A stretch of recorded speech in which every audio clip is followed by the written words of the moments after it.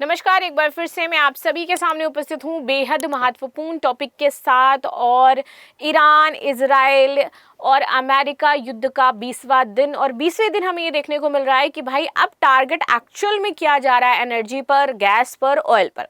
So finally अब अगर मैं क्राइसिस की बात करूँ तो हाँ, हमें देखने को मिलेगी।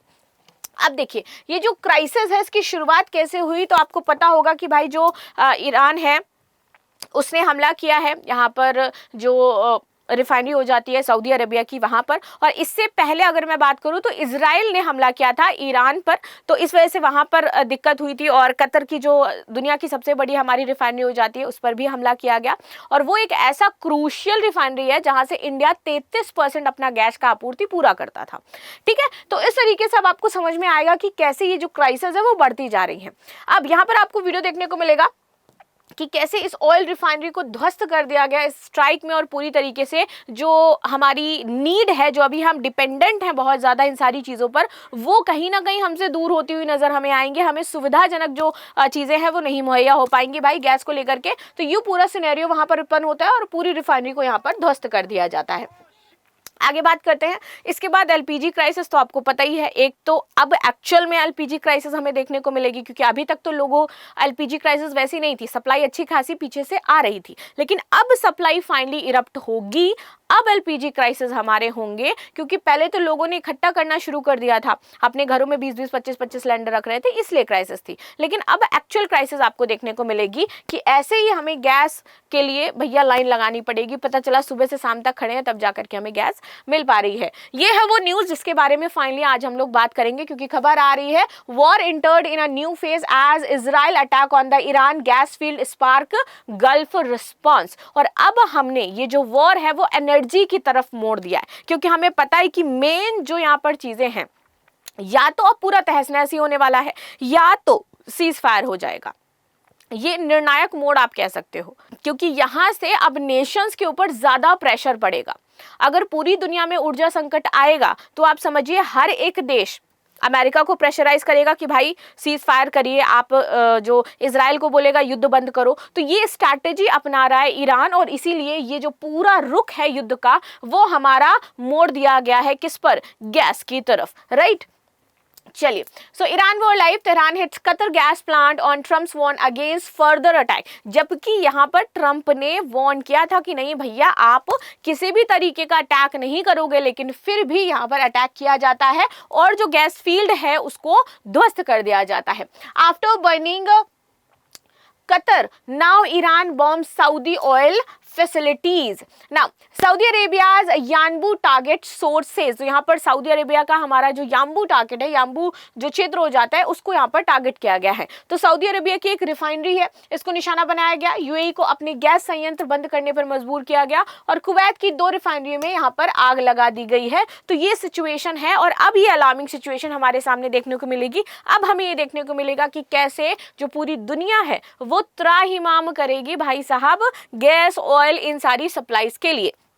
नाउ आगे बात करते हैं, यहाँ पर डिस्कस करेंगे चीजें क्यों यहाँ पे बहुत ही ज्यादा इंपॉर्टेंट हो जाता है। तो आप देखोगे कि ये सारी चीजें हुई, इसके बावजूद भी अभी तक हमें सप्लाई मिल रही थी। ठीक है, जो सऊदी अरेबिया है वो भी हमें सप्लाई दे रहा था, उधर जो ईरान था वो भी हमें हॉर्मुज स्ट्रेट से निकलने के लिए पास प्रोवाइड करवा रहा था। तो इंडिया में बहुत ज्यादा क्राइसिस देखने को नहीं मिली थी, लेकिन फाइनली अब हमें इसकी क्राइसिस देखने को मिलेंगी थोड़ी थोड़ी।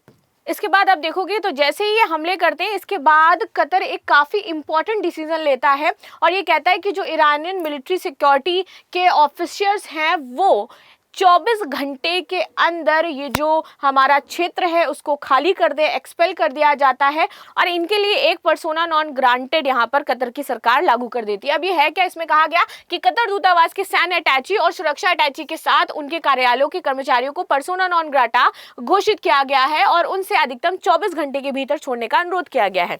Persona non grata is that कि अगर वो किसी भी पर्सन के लिए लागू कर दिया जाता है, यानी कि वो व्यक्ति उस देश में नहीं रह सकता है, उसको 24 घंटे के अंदर उस देश को एनी हाउ एनी कंडीशन छोड़ करके जाना ही पड़ेगा। तो ये यहाँ पर किया गया, एक तरीके से आप कह लो कि ये जवाब था जो उनकी ऑयल रिफाइनरी पर हमला किया गया उसको लेकर के।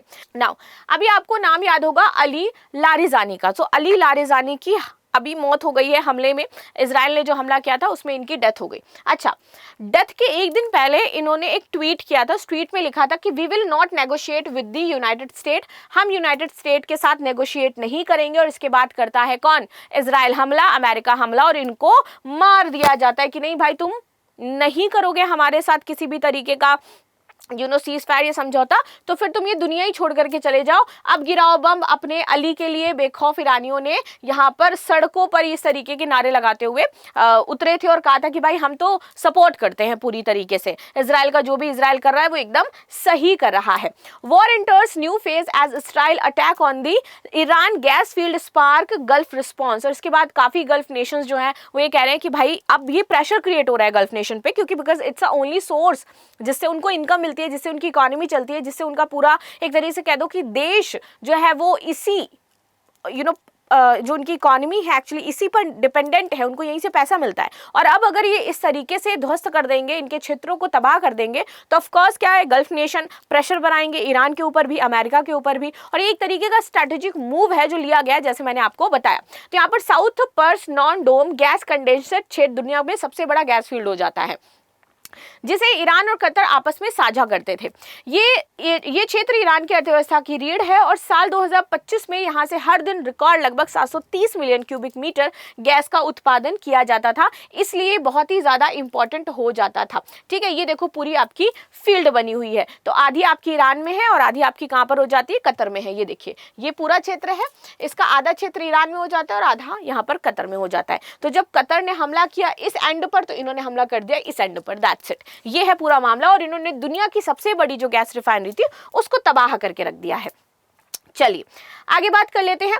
तो यहाँ पर ट्वीट करते हैं Majed Al Ansari, the Israeli targeting of facilities linked to Iran South Pars field and extension of the Qatar North field is a dangerous and irresponsible step amid to currently military escalation in this region. और इसके जो एवज में Donald Trump का tweet आता है और Donald Trump कहते हैं कि भाई हमने मना किया था कि किसी भी तरीके के इस तरीके का हमला नहीं किया जाएगा, और हमने इजराइल को भी बोला था और इजराइल को नहीं पता था कि वहां पर आपकी गैस फील्ड है, इसलिए इजराइल ने हमला कर दिया। और ऐसे डोनाल्ड ट्रंप बहुत बार कह चुके हैं कि भाई गलती से ये चीज हो गई।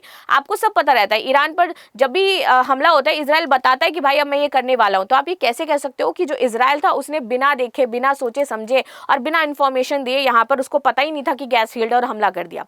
ऐसे ही इनके एक और लीडर मारे गए थे, तब भी कह दिया था अमेरिका ने कि भाई इजराइल से गलती हो गई और गलती से उसने मार दिया। आप कह सकते हो कि इजराइल इज लाइक द बेटा ऑफ अमेरिका। अमेरिका का एक बिगड़ायल बेटा है इजराइल। जो भी इजराइल करता है अमेरिका उसको क्या करता है, पूरी तरीके से लीपापोती करता रहता है उस पर। राइट, अब बात कर लेते हैं यहाँ पर हमारे भारत के बारे में। इतना सब कुछ हो रहा है, कहीं कहीं देशों पर सैंक्शन लगाए जा रहे हैं, आपूर्ति नहीं हो पा रही है, चीज़ें बहुत ज़्यादा प्रॉब्लमेटिक हैं। तो वो आप समझोगे कैसे इस समय भारत जो है वो बहुत अच्छे तरह से एक मजबूत स्थिति में है इस पूरे सिनेरियो के दौरान, अगर हम जियोपॉलिटिक्स की बात करें। प्लस आपको याद होगा जब ऑपरेशन सिंदूर हुआ था तो इन्होंने बोला था कि हमने इंडिया को प्रेशराइज करके ये वॉर रुकवाया है, हमने टैरिफ की धमकी दे करके वॉर रुकवाया है, तब भी इंडिया शांत रहता है, कोई रिस्पांस नहीं करता है। ना ही हमारे द्वारा कोई ट्वीट किया गया, ना ही हमारे द्वारा ये कहा गया कि भैया ये झूठ बोल रहे हैं, बिकॉज हम शांत रहना पसंद करते हैं। हमें पता है कि हमारी डिप्लोमेसी कैसी हो जाती है और हमें कब क्या बोलना है, बिकॉज हम जान चुके हैं कि ट्रंप कितने बड़े लायर हैं। अभी उन्होंने जैसे बोल दिया कि भैया इजराइल को तो पता ही नहीं था वहां तुम्हारी गैस रिफाइनरी है, जबकि वो हर एक स्टेप लेता है तो बता करके लेता है। तो कैसे नहीं पता था कि वहां पर रिफाइनरी हो जाती है और हम हमला कर देंगे। इसी बीच जब फ्यूल क्राइसिस चल रही है उस बीच अगर हम बात करें तो इंडिया में कैसे सप्लाई हो पा रही है, इंडिया क्यों इतना स्टेबल दिखाई दे रहा है। So how gas supply cuts could impact India supply chain. तो देखो एक तरफ हमारे यहाँ पर सप्लाई जैसे ही डिसरप्ट होती है तो बहुत सारे नेशंस जैसे कि सऊदी अरबिया, उसने रेड सी से हमें गैस भेज दी। ईरान ने क्या किया है, उसने हॉर्मुज़ स्ट्रेट से हमारे 2 टैंकर एलपीजी के निकलने के लिए इजाजत दे दी। तो अल्टरनेटिव वेज हमने निकाल लिए हैं और इससे हम अपनी जो पॉलिटिक्स है उसको और भी ज्यादा स्ट्रॉन्ग कर रहे हैं। आपको पता होगा कि हमारी जो विदेश नीति है भाई यही रहती है कि हम किसी भी नेशन की तरफ बहुत ज़्यादा झुकाव ना रखें। हमारा अपना पर्सनल हित जिस नेशन के साथ होगा उसके साथ हम वैसा व्यवहार करेंगे, और इसी के तहत भारत की इतनी मजबूत विदेश नीति के कारण ही भारत अभी इतनी बेहतर तरीके से स्टैंड कर पा रहा है। भारत की अगर मैं क्राइसिस की बात करूं तो इस समय ऑल्दो क्राइसिस है इंडिया में, लेकिन फिर भी अगर देखा जाए तो अन्य देशों की तुलना में भारत अभी बहुत ही बेहतरीन स्थिति में और सुदृढ़ स्थिति में दिखाई दे रहा है। यही है हमारे देश की फॉरेन पॉलिसी जो हमें और भी ज्यादा स्ट्रांग बनाती है। इस पर आप सभी की क्या राय है जरूर बताइएगा। मिलते हैं नेक्स्ट क्लास में, तब तक के लिए धन्यवाद। लाइक शेयर सब्सक्राइब करना बिल्कुल भी ना भूलें and thank you so much.